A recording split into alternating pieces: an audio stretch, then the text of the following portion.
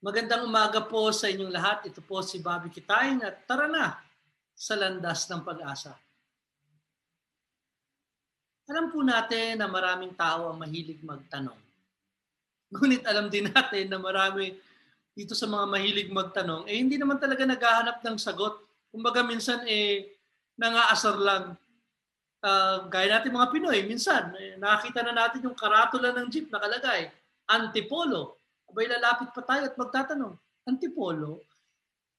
Ganun po yung eksena sa ating ebanghelyo sa araw na ito, sa ebanghelyo ni Mateo.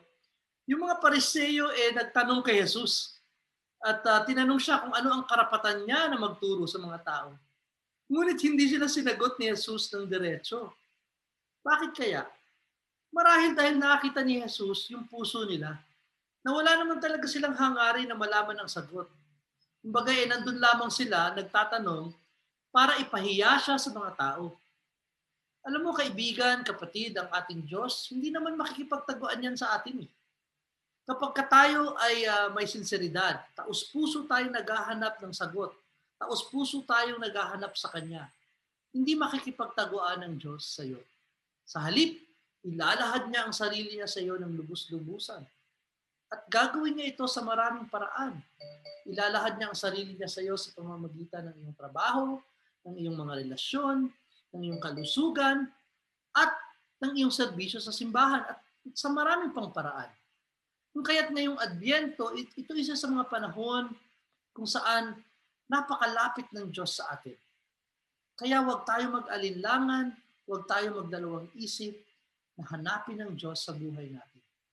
Sapagkat ang Diyos, kapag tayo ay may sinseridad at taos-puso na naghahanap sa Kanya, hindi magtatago ang Diyos sa atin.